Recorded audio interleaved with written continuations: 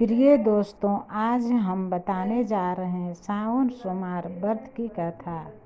पौराणिक कथा के अनुसार एक नगर में एक धनवान साहूकार रहता था।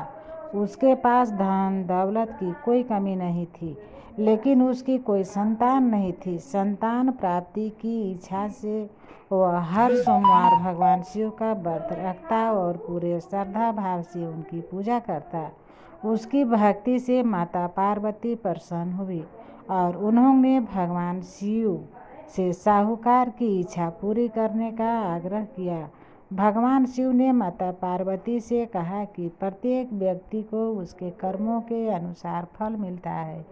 फिर भी माता पार्वती के आग्रह पर उन्होंने साहूकार को पुत्र प्राप्ति का वरदान दिया। साथ ही यह भी कहा कि उस पुत्र की आयु केवल 12 वर्ष होगी। कुछ समय बाद साहूकार के घर पुत्र का जन्म हुआ। पुत्र बड़ा होने लगा तो पिता को उसकी कम आयु की बात याद आने लगी। जब वह 11 वर्ष का हुआ तो उसे अपने मामा के साथ काशी पढ़ने के लिए भेज दिया गया। रास्ते में दोनों जहाँ भी रुकते वहाँ यज्ञ कराते और ज़रूरतमंद लोगों को दान देते थे। यात्रा के दौरान वे एक नगर पहुँचे जहाँ राजा की पुत्री का विवाह हो रहा था।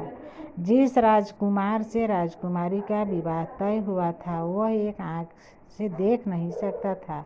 ऐसे में राजकुमार के पिता ने साहूकार के पुत्र से कुछ समय के लिए दूल्हा बनने का अनुरोध किया।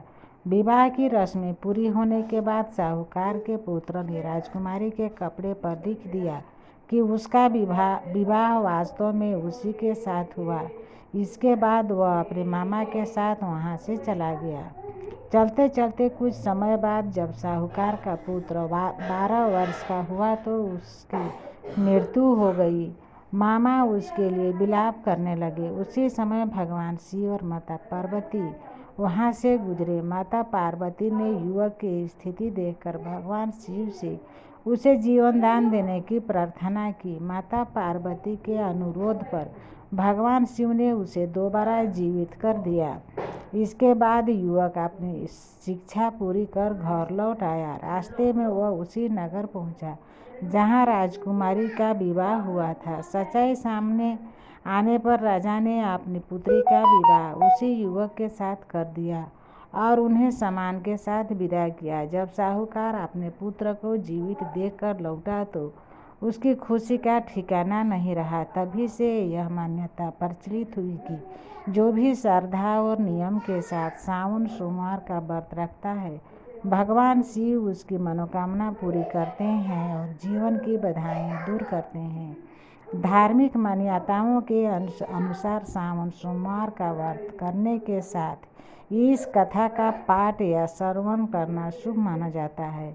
मान्यता है कि इससे भगवान शिव और माता पार्वती की कृपा प्राप्त होती है, परिवार में सुख शांति बनी रहती है और भक्त की उचित मनोकामना पूरी होती है।